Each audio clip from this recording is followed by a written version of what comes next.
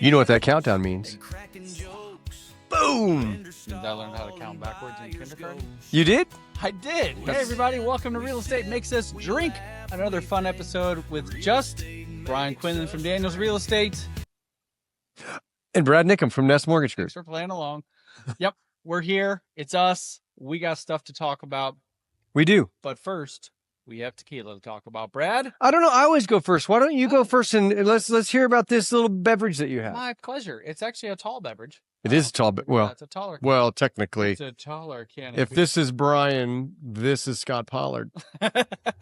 That's true. All right, so we're trying Sleepy Bee from Little House Brewing Company out of Connecticut, so not local.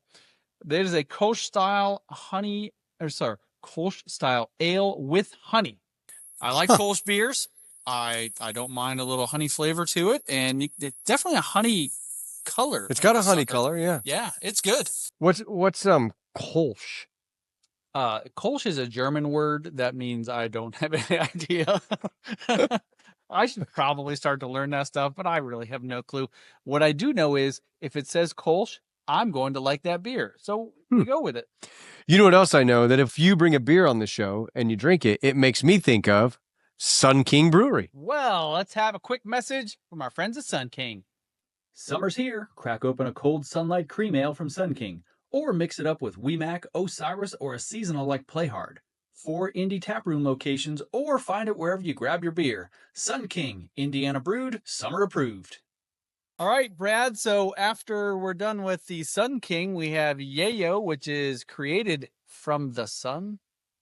Not what it means. No, Yayo means Cheo, which is a nickname for the name Sergio. Wait a minute. And the master distiller of this product and part owner is Sergio Cruz. And the Sergio. And the owner of the distillery, Nom 1414. Still Sergio? Sergio Vivanca, yes. So John Bollinger started this company. This tequila is phenomenal. I haven't had it very long, so I'm going to have to order another one. This one, John actually sent to me John, Brad needs more. Yeah, he did send me this one to try. I have an interview that just came out last week on Tasting Tequila with Brad on YouTube. Check it out. John and Sergio talk about the process. Tequila is amazing, and one of the things they like to do is instead of aging their tequila in whiskey barrels, they do a lot of aging in different kinds of barrels, and this one is actually aged in a 4-square rum barrel. And if you've ever had 4-square rum, actually, I have not. You have. I'm a big rum fan. Have I? Yeah. Had it here? Yeah, you had a 12-year here. Alex Smith. Oh, there we go. Brought us. And fantastic rum, but just amazing flavor profile. It turns tequila a little more tropical. It's a little softer than some tequilas. Got a lot of flavor, and it's amazing. So, yayo. Yeah, that's great. Yayo tequila. All right. Go to yayotequila.com. One of the, I don't know, overwhelming, it's a theme in real estate right now, is things are slow. How are things for you in the mortgage world? July will be my busiest month of the year. Well, that's great news for you. Here's what I think happened. The news told a little bit of a fib. Okay. They sometimes do that. They do. So the fib they told was there's now more listings than buyers. Okay.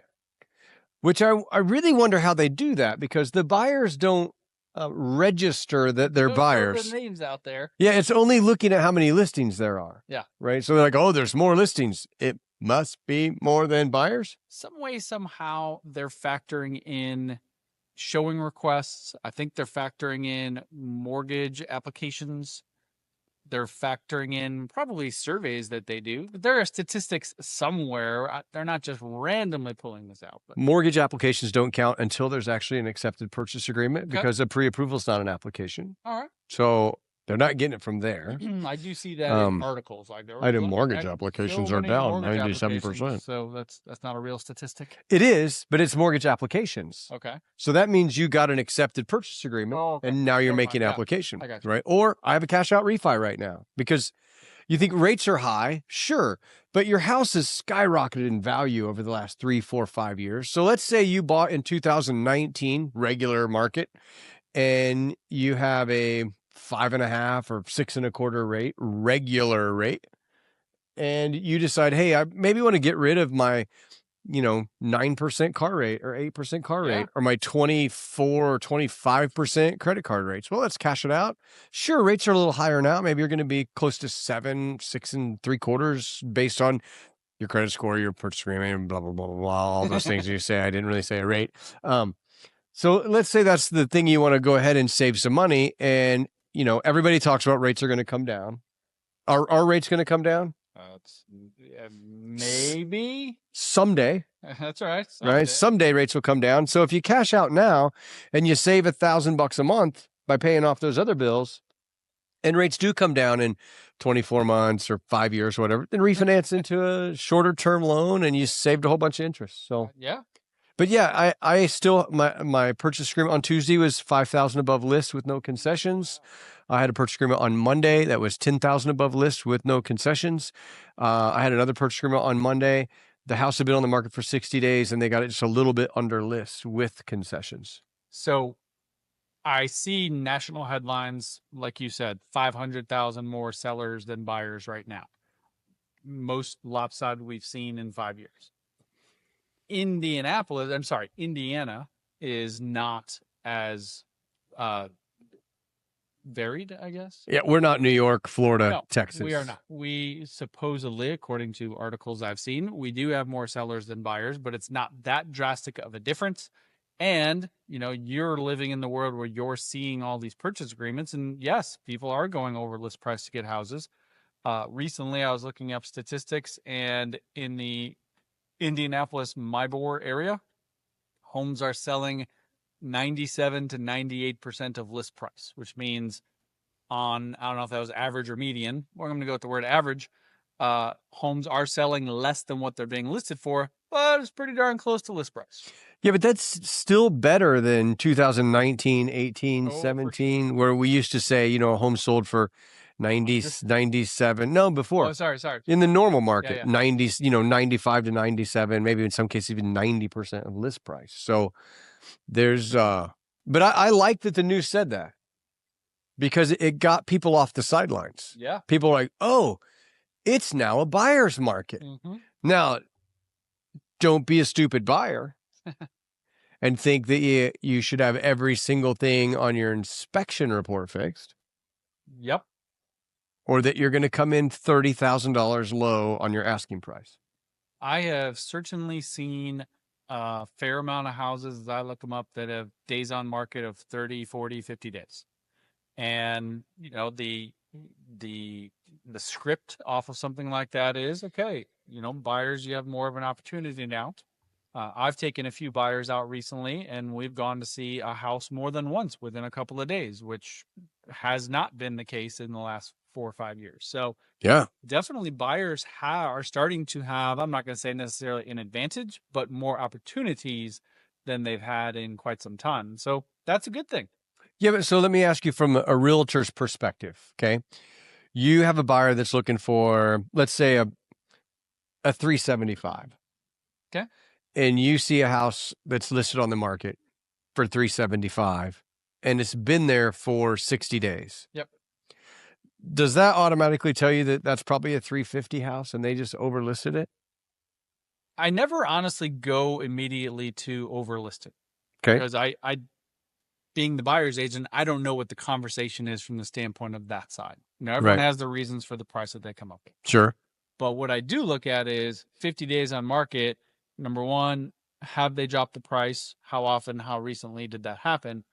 And if there hasn't been much movement on said price, well, now you think, okay, as a stubborn seller on the market, they clearly want to sell it. So, now's a chance. Or do they? Hey, correct. Yeah. Some people put it on the market and like, you know what? If I get this amount, I'll sell it. And if not, well, that's fine. I don't have to move. I mean, my neighbor's house listed, and the neighbors besides them listed. I was thinking of listing for $4 million. Well, give it a shot. Because that's the price that I would actually sell for. It's not worth 3.2 of that. Right. Yeah. People have their number, right? Yeah, exactly. And you just never know the situation of those people. But if it's been on the market 40, 50, 60 days, I do definitely tell my buyers, you know what? There's probably a chance here where Actually, I never suggest a price to people. You let them I just let suggest the them, price. okay, what are you comfortable with at this point? And seeing what their mindset is, as I tell everybody, it's not my house, not my money. So I never want to sort of give my opinion on that because it's not my place. Yeah, it makes It's my sense. place to listen to what they say, absorb that information, and give my suggestions and maybe opinion after that as to what route to go. So if they say, you know what, 375, we're thinking about offering 365, 370, something like that. I'm like, you know what? I think that's pretty solid. Let's see how bad they want. But what if I looked at you and said, well, let's offer 300? My first answer would probably be actually to chuckle like I just did. And I honestly say this to people. You can literally offer whatever you want. And we talked about this actually on our last episode. Offer whatever you want.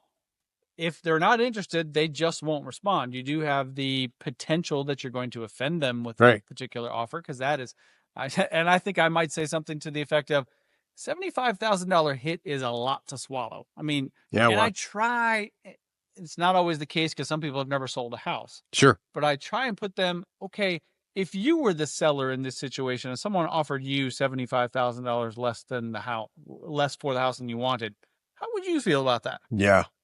So, and again, continuing that, I'm like, we can offer whatever we want. It's a way to at least start negotiations. If they don't like it, they can just not respond. Doesn't mean you can't offer something else. Or maybe it gives them a chance to give a response, and now we've started a negotiation to see where we can get. Yeah, you ever done the thing, well, if we're going to piss them off on it, we just offer 300. And I heard you say that again. You said that on the last episode and multiple times before, and it's always funny. But no, I've never said that. You should try it sometime. Let's really piss them off. How about just 250? Let's just go 100. Maybe we could do it on contract and you can live here for a year and make no payments, just cover their taxes. I've actually had somebody say that to me before. Now, you and I had a conversation this week that I thought would be a valuable conversation today. You said in talking to someone that you were talking about conventional loan, FHA loan, whatever, and whoever it was you were talking to gave you the impression that they needed 20% down on a house. Yeah. And your answer to that in talking to me was, I am surprised that people still think that. It's crazy. Yes. And I have mentioned that multiple times on videos that I've made. We've had it on this show multiple times as well. And it's just not the case. And that just, to me, I'm not trying to offend anyone when I say this, but it's ignorance of people trying to buy a house that just don't know. They don't know what they don't know. And so they hear things and they think, well, I've got to have 20% down on a house, and so I need to save up forever to get 20%. And it's just not the case. So with that in mind, Brad, I thought it would be valuable today to talk about the different loan options that people have. Yep. And, maybe pros and cons and differences between them. And so how do you feel about that? Well, first I want to say that you could buy a home with less than 20% down starting in 1956. Oh, so it's been a while.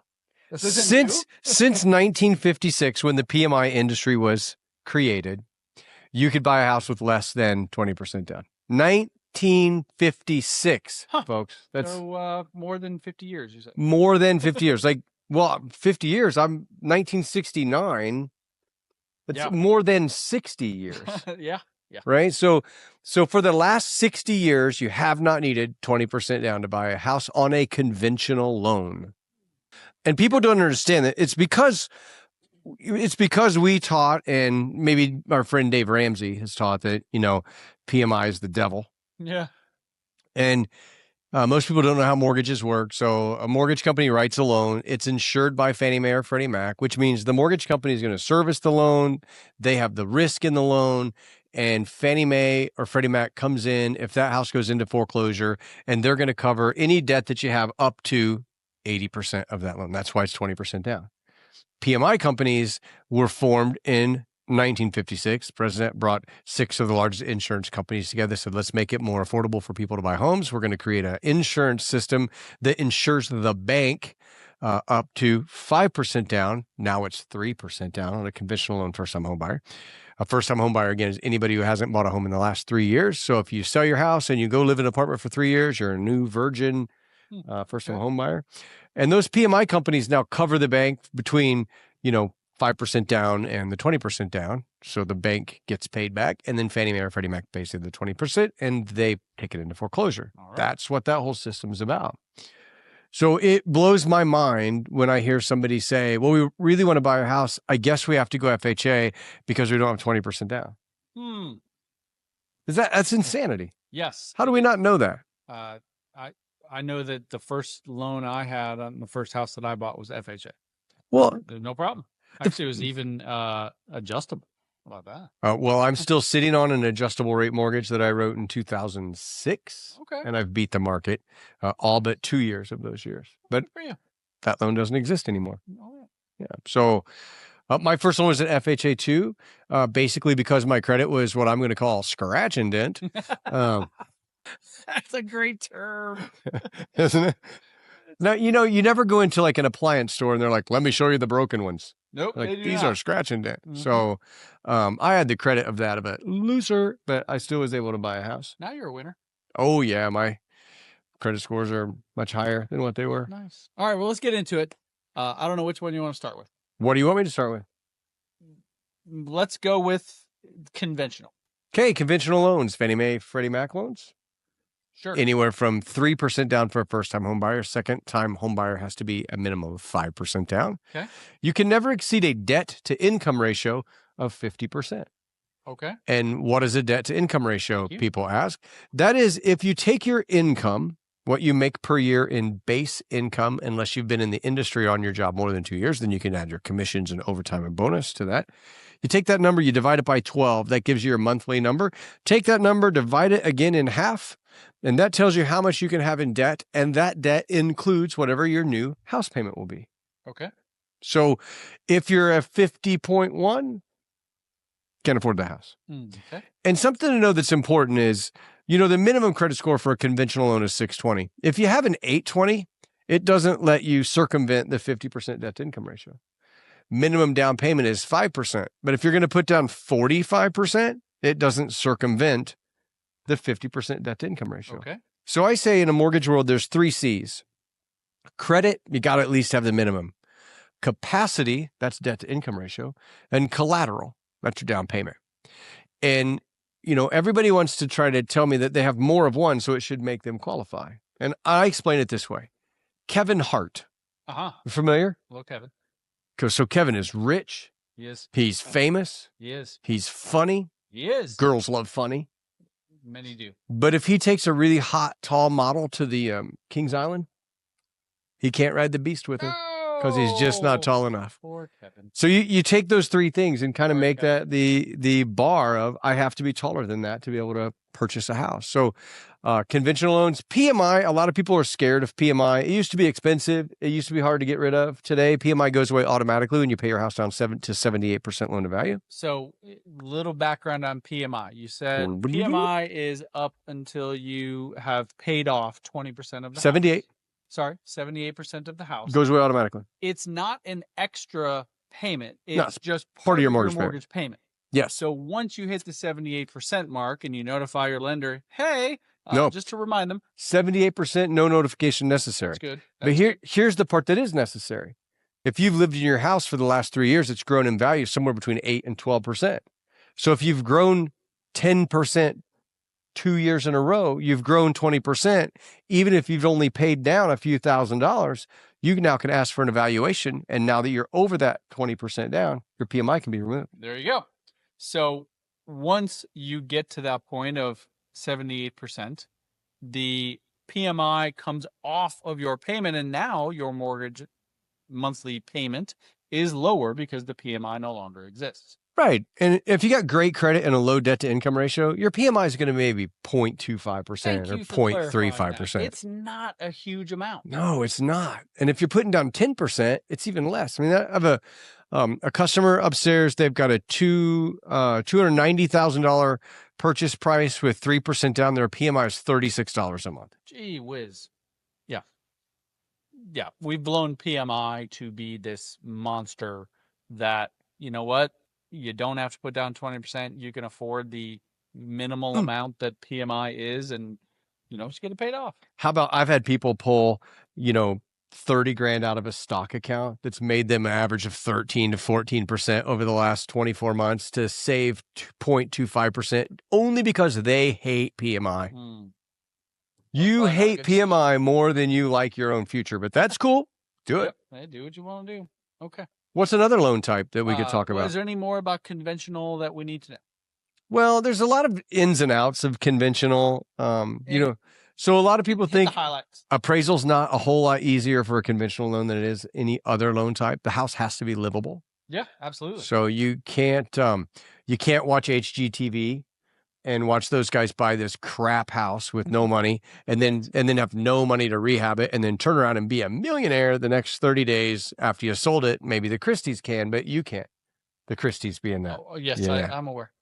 I figured if I said them, it'd put us in the algorithm and we'd get more views. Right. So, you've got to find a house you can live in. FHA is a little bit pickier with peeling paint or we'll get into that. Floor coverings or that kind of stuff, but it's not that much different. Conventional has floor covering requirements, of course. As long as you have subflooring, you're okay. Okay. Yep. And you can have drywall that's finished but not painted, where FHA has to be painted. You have to have suitable flooring. It doesn't mean that it can't look like 4 people were murdered in the living room. It just has to be there. All right. So the chalk outline on the carpet is okay. Fine. Even that giant, massive blood stain's good. Awesome. All right. Well, conventional. Let's move on. FHA is probably, I would say, the next most popular. Correct. I might be wrong, but. No, FHA is a lot of people think, FHA is a first-time home buyer loan. It's not. You just can't have 2 of them at the same time. Unless... you have a 2-bedroom house and you have a daughter and a son, biological, of course. And then you decide that you shouldn't live in a house where your daughter and son have to live in the same bedroom. FHA will allow you to go buy a 3-bedroom house so those kids don't share a bedroom. It's a rule. All right. So opposite sex. Yeah. So if you have 2 girls. Yeah. You got twin girls.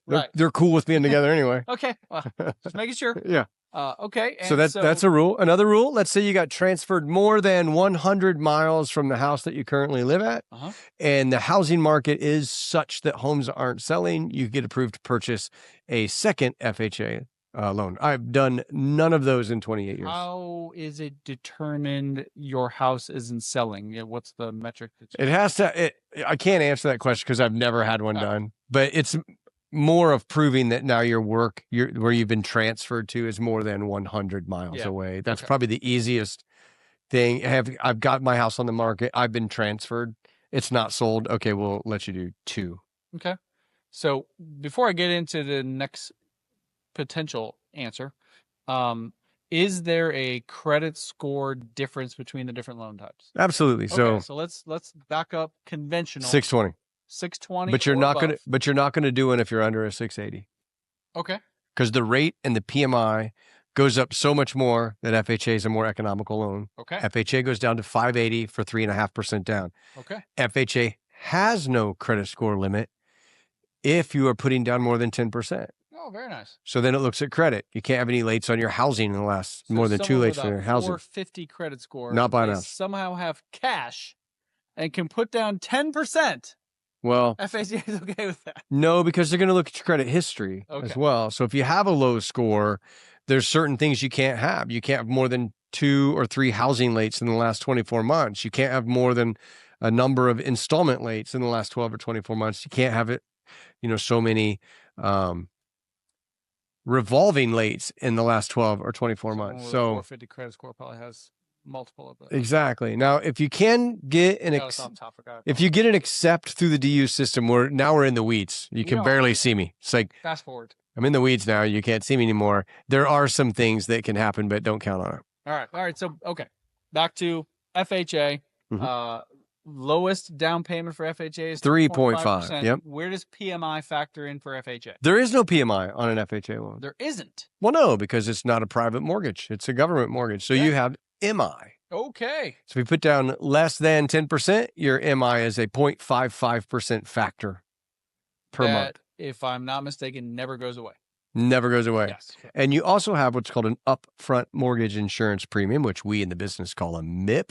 Oh, all right. And a MIP is 1.75% of your loan amount. So if it's a $100,000 loan, your MIP's 1.75 financed onto your loan amount, and then 0.55 on a monthly basis. Okay. You want to touch on down payments for both of those. Oh, thank you. Yeah. Because a lot of people call me and they go, hey, we want to build a house on a piece of ground with the first-time home buyers program. Oh, okay. So that means you can buy a house with 3% down conventional. So what most people are referring to when they say with the first-time home buyers program, they're mentally thinking, I don't have to put any money down, right? Yeah, probably. So when you look at the loan types, FHA, conventional, 3% down, 3.5% down, first-time home buyer, USDA 0, VA 0. Don't have to be a first-time home buyer for either of those. But everything else is a down payment. So when you're looking at the loan type, it's a down payment. But if you're using a program like, let's say, Indiana Housing is going to give you a grant for your down payment of the 3.5%. So you are putting down 3.5% on one of those loans, down payment assistance loans. It's just not your money. It's coming from the government. Indiana Housing, in that case, not really the federal government, but a local government. But you're also signing away some things when you do those. Oh, yeah, you are.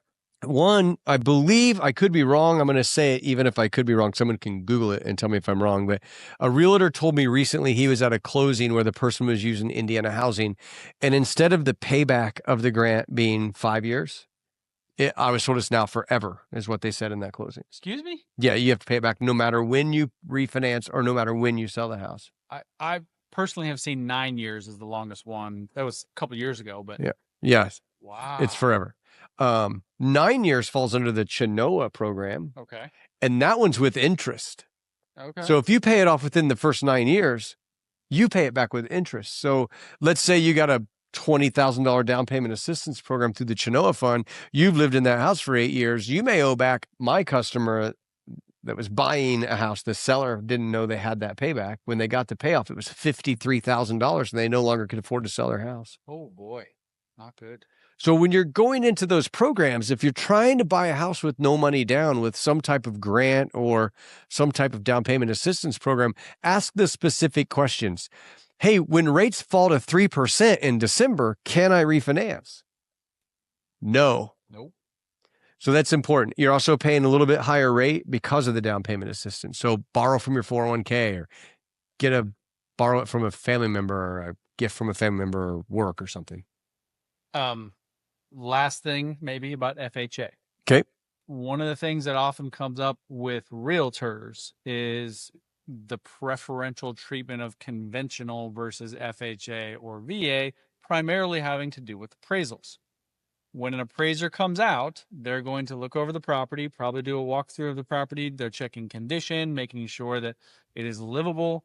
They're not an inspector, so they're not getting into the weeds, but they do look through the house. Mm-hmm. And they're also looking for comparisons of what they're seeing in person versus the homes that they see online, and then checking out photos and all of that. Correct. So that's what they're doing. Now, there is various stories that realtors have about an FHA appraisal gone bad because of what some might term minor things.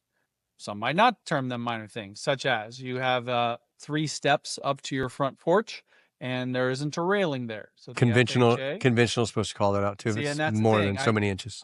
I believe that appraisers in the last 4 or 5 years have let those slide, because honestly, I've never had that called out back in that.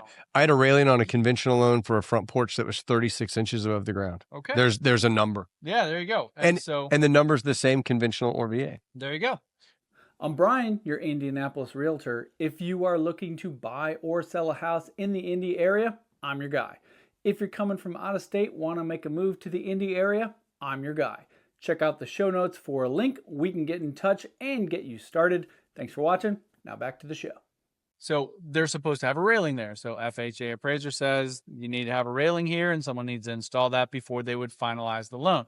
Same with chipping paint. Same with if you have a basement with rafters or the support beams. What's that one? I haven't. Having to do with whether sometimes people will take their basements and they will paint the joists and such. Yeah. And if the paint again is chipping or only if that paint is deemed to be lead-based paint. Well, Again, my point being is that realtors often will look at that or hear about it and like, you know what, this isn't going to pass FHA appraisal. And so, maybe that's not such a great idea. So from your standpoint, what do you have to say about FHA appraisals?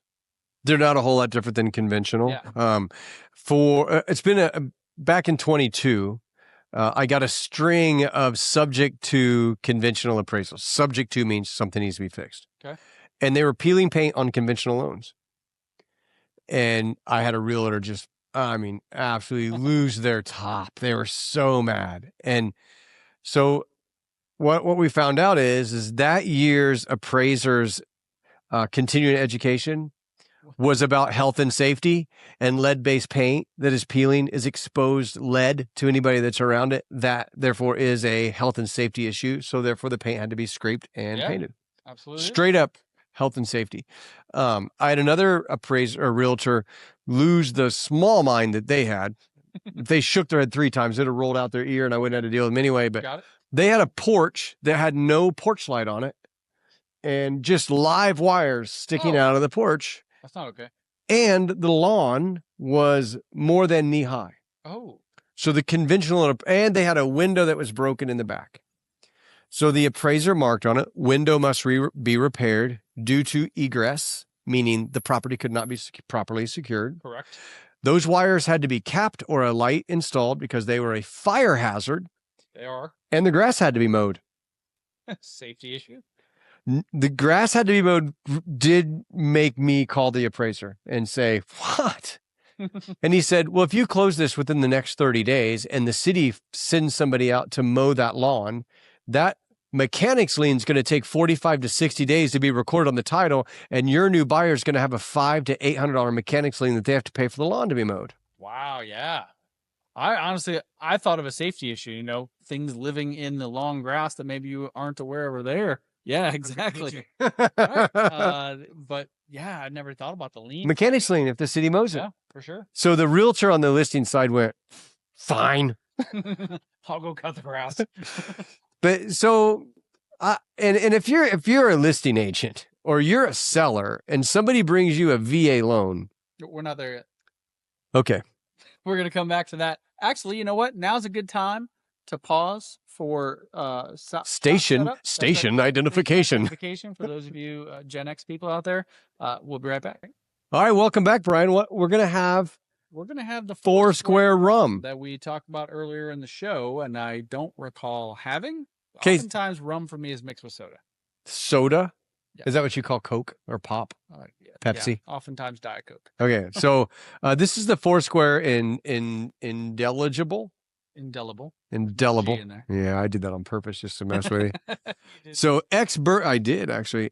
Bourbon cask and I think that says Zinfandel. Is that what, did you see Zinfandel? Okay. I believe that's the word Zinfandel. So is Zinfandel, that's a wine, right? I believe it is. I believe so. Arrested for 11 years. And this is a pot and column still blend. So that's a distilling that I won't really go into, but I could explain both those. Released September 2021, 96 proof. So these barrels became the barrels that Yayo was arrested in. Yayo. So, all right, brother.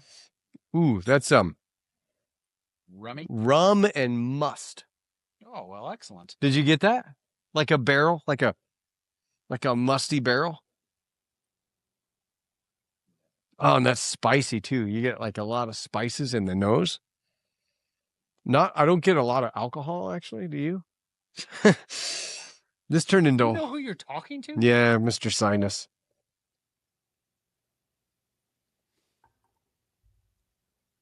Ooh, that warms you quickly. Oh, that's good. All right. That's There's so many flavors in my mouth. It's like the whole Brady Bunch is in there. Did you say Coke to put in there? You're going to ruin that with a Coke? You don't rest something for 11 years to put some aspartame in it. Maybe I do. You probably do. Moving on. Now we're into the 0 down payment portion of the show. Starting with VA loans. VA loans. If you're a seller and you don't want to accept a VA loan, a loan from somebody that served our country and they're un-American. Oh, yeah. Wow. What if the house is dilapidated and there's zero chance? Listed for cash. Oh. I mean, the difference between VA, FHA, and conventional, again, the appraisal, the value is calculated the same way. Same grid, same everything. The only difference is for VA, they're going to look for that peeling paint. Here's the thing. You may have a vet that just came back from fighting in a war and doesn't have the ability to go outside and paint the house. Yeah. I mean, that's what it comes down to. Maybe they just came back from deployment and they're buying a house with no money down, so they can't afford to fix, a failing roof, right? Maybe their shingles are all curled up. There is a difference in a VA loan than the other two that we have talked about.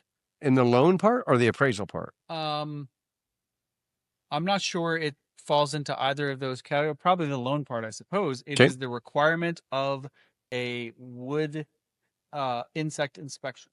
Got to have a termite inspection. Correct. Yep. Yeah, it's more than just termites, but that's often what it's referred to as termite inspection. It used to be all government loans had. Yeah, actually, I've not seen that on FHA. 2000. I'm going to say 2000 because I know we had to do it in 2000. FHA, VA, and USDA all had a home inspection. Oh, okay. So the inspection that you got done, we had to turn that into underwriting. You know today that you never want to give an underwriter an inspection report. Nope. And you'll never have an inspector ever walk through a house and not find an issue with it. Yeah. I mean, you would pay them to come back and go, nope, all good. You'd be like, oh, my money back. For real? It'd be like if you hired an attorney to read your letter and they went, oh, that's perfect. So with the termite inspection, mm-hmm. my experience with that is that the seller's the one who ultimately has to pay for that, but I want to say that may have changed in recent years. 2022, I believe it changed. So buyer can pay for his own inspection. There you go. But it is a requirement that a termite inspection is completed along with the inspection of the house. And why would you buy a house not wanting to know if it potentially had termites? It's a pretty good idea. Yeah. I mean, so wood. When you have an inspection period, does a termite inspection come with a regular home inspection? Often not. It's an extra cost. But so would this be.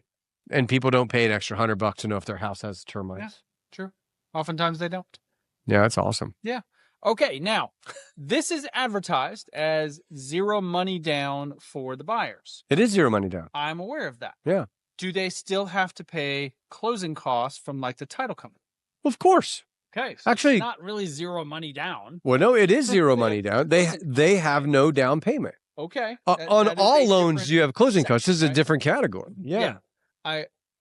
I'm afraid that there are some people who believe zero money down means they're not going to have anything out of pocket when they get to closing. Correct. That comes to me a lot. And you can do that. So VA, FHA, and conventional loans, you cannot finance your closing costs. So my buddy bought a house and he financed his closing costs. Right? Have you ever heard that? Actually, no, I've never heard that. Oh, well, you haven't done enough. You haven't done enough deals. So it seems. Somewhere around deal 700. You'll look at me and go, oh yeah, I've heard it a couple times. Yeah. So you probably have to be in the business. I'm going to say that's probably a 10-year, all right, 10th year anniversary. You're going to look at me and go, oh yeah, I've had that a few times. We'll check back in 5 years. And it may show up more on the lending side. Could be. Because they ask that question a lot. Just a sidebar, favorite question ever since I've been in the mortgage business. Got a phone call. A gentleman said, hey, I got a question for you. Did he talk like that? He did. Is it better to buy a house before you file bankruptcy or right after? That is a great question. Did you bust out laughing? Yeah, I said, you probably don't qualify. Second favorite one. Do you do boats? No, sir. What if it's a houseboat? Nope. Still no. Okay, as a sidebar. Yeah, we're talking about closing costs. Closing costs. So closing costs are what they are. So if you want to finance your closing costs on all loan types, here's what you do. I'm going to use $100,000 as the purchase price because my math is that of a 7-year-old. Awesome. I'm going to buy a $100,000 house. I'm going to put 3% down. I'm going to do conventional. And I want you to pay $3,000 of my closing costs. So, and that's the max. So I'm 3% down. $100,000, 3% is the max closing cost. Okay. Conventional loan, that's $3,000. You may look at me and say, well, I'm not going to sell you the house for $100,000 and pay $3,000, but I'll sell you the house for $103,000. And technically, you financed your closing costs because you bought the house at a higher price and the seller paid the closing costs for you. Now, let's say you're talking to an FHA guy and they say, I want to buy your house for $100,000 and I want you to pay $6,000 in closing costs. They say, no, I'll sell it to you for $106,000. FHA will allow you to go up to 6% of closing costs. So now you financed your closing costs because you bought it at a higher price and the seller paid it for you. VA loans are the same, although it's 4% max for seller closing costs. And if you really structure the deal properly as a loan officer and you work great with your realtor, you can have it to where that vet buys that house and the only thing they're going to have out of pocket is their earnest money, which they can get back at closing if it's structured properly, and they're going to pay for their inspection. Nice. Yeah. Pest inspection, all that stuff's all included. Now, let's say you're buying a house, FHA, VA, or USDA, and your house is on a well and your house is on a septic, and your septic is less than 100 feet from the wellhead. Not okay. Now you need a water test. Still could be okay, but you're going to have a water test. If you're buying a VA, USDA, or FHA loan and your house is on a well and you're on city water, no water test needed. Or if you can show that the septic is more than 100 feet from the well, no water tests needed. Okay. So there you have it. Important safety things. Yeah. Okay. The other zero down payment option is USDA. Man, and they are a pain. Okay. Now, I will admit to you, I have never done a USDA loan. Because you live in the city, boy. Because I tend to work with city people. Though I have had people buy homes out in the country, they just didn't use USDA. So what, okay, 0% down is the option. Correct. By the way, option is the thing. You can put money down. Sure. It makes your mortgage a little bit less because you've paid some off. So right. There is that option. Anyway, with USDA, how is it different? What's USDA stand for? United States Department of Agriculture. Correct. So those homes are called a rural home. It's a rural home loan. Okay. Right. So rural homes are going to be homes that are located. By the way, that is spelled RURAL, not RULE. It's rural. Go on. Rural. You have to live in a rural area. Correct. I got it. Which means you're out in the country where the men are proud and the sheep are a little nervous. Right. You know what? I'm a city boy. I don't know. You don't. Hey, that's my dad. Continue. So when you're out looking at a home in a rural property area, I don't know if that slipped in there or not. Holy moly. So there's a couple rules on rural housing. There's a couple rules on rural housing that are a little different. One of them is there's an income cap. Oh, okay. For everyone that lives in the house, even if they're not on the loan. Oh. So Bobby's buying the house. Anita is not going to be on the loan, but she lives in the house and she's a nurse, a CNA at a nursing home, and Meemaw lives there and gets Social Security. I got to count the income of all three of them. Wow. Even though only one's on the loan. These two don't help them qualify to buy the house. They only help to qualify them not to buy the house. Oh my gosh. It's a fantastic program.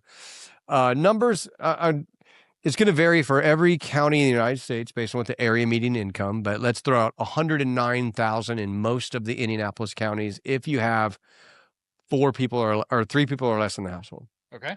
The income goes up for every kid you pop out. All right. Right? So that's one piece of it. It is the only loan where you can finance some of your closing costs. Oh, interesting. Let's say you buy a house for $100,000, you have $3,000 in closing costs, and the house appraises for $103,000. Okay. I can make your loan amount $103,000. We talked about PMI. We're going to slip back to VA really quick. VA.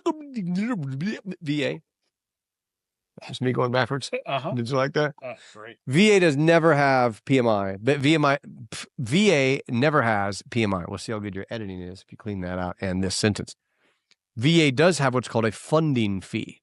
So if you're a first-time home buyer VA, first-time use VA, you're going to pay a 2.1% funding fee financed onto your loan amount. So if you're buying a $100,000 house, your loan amount is going to be $1,021.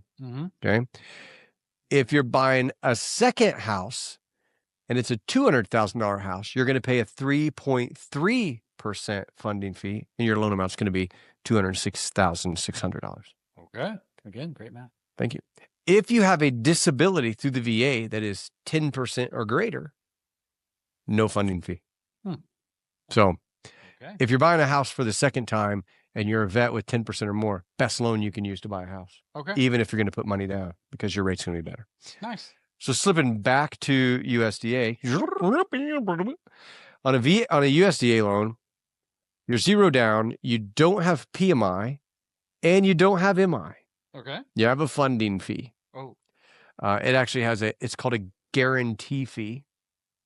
And that guarantee fee is 1% of the loan amount. So if you're buying a $300,000 house, you're going to have a 1% fee of $3,000. Your loan amount is going to be a $303,000. Okay. And then you do have a monthly mortgage insurance premium that's not called mortgage insurance. USDA likes to make things difficult. Life of the loan? Yeah, for the life of the loan, it's 0.35%. Oh boy, unacceptable. Yeah. So USDA's way tighter on debt to income ratios, much more difficult to get qualified for than any of the other loans. But again, you have no skin in the game. Yeah. So it's going to be a little tighter to purchase one of those homes. Something I find interesting is what qualifies as USDA, and you as a lender don't have a choice on that. And the reason I bring that up is because not far from you is a new home community that is a neighborhood where they're building cookie cutter homes. Mm-hmm. That qualifies for USDA funding in that neighborhood. Probably not next year. Okay. So it's based on population. Oh, okay. So as that population grows, that map changes of where USDA is. And I think they change it minimum of once a year, but it may actually be twice a year. So what's crazy, though, is if you have somebody in there that's USDA today and they change it, if you have an accepted purchase agreement, you'll still be able to close it. Okay. But the next person may not be able to buy USDA. So it's an ever-changing, as the cities continue to grow, that USDA area is going to continue to disappear. I remember I could do USDA loans just about in town of Shelbyville, and now it's outside Shelbyville. Yeah, for sure. Yeah. I don't want to get into the weeds on what this is. Did you bring a weed eater? Assumable loans. FHA and VA are assumable. Is USDA? Absolutely, yeah. Okay, good enough. Okay, well, that's all very... Well, we should probably do a whole podcast sometime on why you'll never be able to assume somebody's rate at 2.75. Yeah, I honestly don't push those on people. But it's a great... It's a separate episode. Great loss leader, though, for marketing. Assumable loan. Yeah. Yeah, it's great. Definitely. First-time home buyer. Yeah, definitely that. All right, Brad. Well, you have been a wealth of information today, friend. You know what I'd like to do is I'd like to smell this again. And I want you to smell, and I want you to tell me if you smell any caramel. And I do love me some caramel. Not the city, but... Why do you not like caramel the city? Dude, as a Center Grove guy, there's just a whole anti-caramel vibe that we have down there. Yep, mullets versus Bentleys. He said, wait a minute. Fair amount of Bentleys down in CG. There's a fair amount of mullets as well. That's true. I do not smell caramel. You don't? Do you get that barrel smell? Like a bourbon barrel? My nose all the way in. That's how you do it. You just go. Well, bro, people I don't smell well. That's a fact. And on that note, keep watching Real Estate Makes Us Drink. Also, if you watched it to this far, there's probably 3 people this far. We're thinking about changing the name a little to the Success Happy Hour, right? We are. So if you could comment in the comments about that. And if you do, I'll reach out to you personally if you make that comment, and I will send you a free Real Estate Makes Us Drink sticker. And I'll send you a free tasting tequila with Brad sticker as well. Yeah, that's right on the microphone too. Yeah, microphone too. Yep. There we go. Well, thank you so much for watching. We appreciate you being here. And until next time, cheers, Brad. Keep drinking, my friends. It's Brian and Brad. Grab your seat. Real talk served with a boozy beat. Tune in, don't even blink. Real estate makes us drink.